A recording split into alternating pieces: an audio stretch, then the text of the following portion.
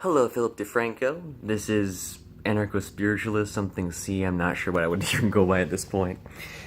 I also got involved in the early days of YouTube and got myself banned once at least, and didn't really grow much of my channel up, mainly because I wasn't all that focused on editing as much as I was on ideas, and because of that, I wasn't necessarily as interesting as others are because of the ability for editing, because of the ability for cool features such as yourself included. But I will admit the pause feature is an amazingly welcome addition. Well, the YouTube capture, being able to pause, because that was not integrated before and I had to just... So, being able to do even right here, actually I didn't have that, actually I did put the camera, but it was automatically at the higher resolution, which made it harder to do it uploading fast.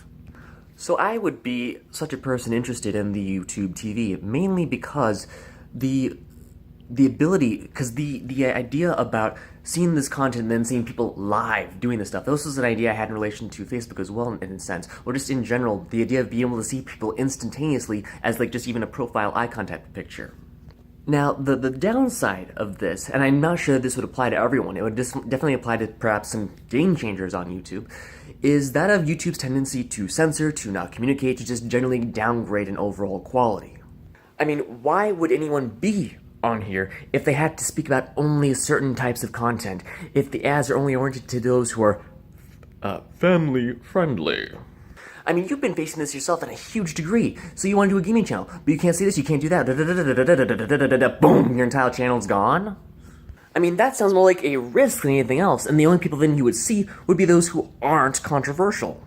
I mean, think of bringing the live streams that are going on, the thefts and whatnot, the being censored, the being just hit off, and applying that to potentially anyone around the frickin' world being able to see you on live stream at any moment, and then you just get... Take the live stream and then censorship issue, times that by 1 billion. And many people, including myself, I've been actually actively trying to get there, and I've been sort of just, oh shoot, is this... Well, I guess I'll be just orange if that's the case, I don't know.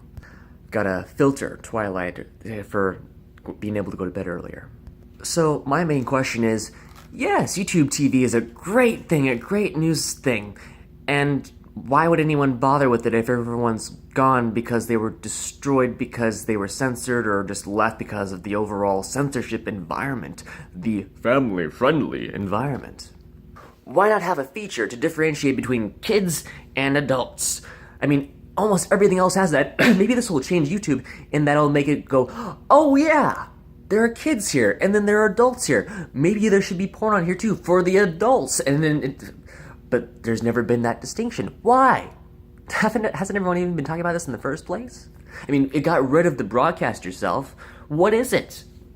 Now, YouTube recognizes you as bringing about the news and so forth. They listen to you, in a sense, and yet you and a bunch of other people keep going, you don't really communicate that well, YouTube. Could you do a better job? And they haven't been, and they've kind of just like been here and there. Why?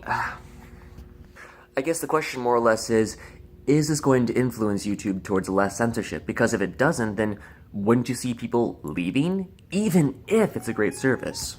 You won't see anyone interesting around because they'll all be censored, trying to not say those words, or being tagged with sort of curse words or whatever, and then being slammed down. You'll have an SJW environment. That's the environment that a lot of people see as being the end result of all this stuff, don't you? Blue Drake, I think 46 or 36 is an example of this.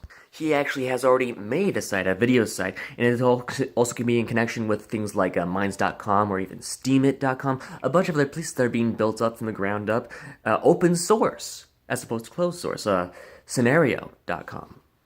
And at some point as well, the open source social networks will outtake the closed source networks that aren't sharing their secrets about it, and then YouTube will be left in the dust anyways. So right now, yes, YouTube has all the grounds, all the stuff. It's like, yeah, I'm the YouTube guy, I've got all the resources. It won't stay that way. If they don't innovate, they're going to die 5 years from now. Let's say that they exist 5 years from now. They're probably going to be a dying business unless they're transitioning. You know, if they're able to integrate these new ideas and new types of services, if they have the videos go more oriented towards torrenting, for example, torrenting, so each computer is a server. So I guess my hope is that this addition, YouTube TV, will influence YouTube towards less censorship, towards the adoption of more open source ideas and technology, and then that's a lot easier of a transition as opposed to it just and something else taking its place. In relation to the 5 people, the reason I'm referring to that at this point is that I haven't had Netflix, and it's really nice to be able to have more than 3 freaking people watching something at the same time. It's a huge nuisance to be limited to 3, because often I'm like going on there and I'm like, we've already got 3 on there. Go away. So it's definitely going to be a hit, at least at the start, in a sense, in a lot of ways. It's got some definite advantages to it, although it is a bit on the pricey side, but it can definitely be worth it. Not only that, it doesn't need to be. Does it need to be local to it? Could it be for anywhere in the world? Like you just get 5 other people who are interested in the idea. Couldn't they just do the credit card information and whatnot online? So those are my thoughts, and I hope this video wasn't too long. Thank you for watching.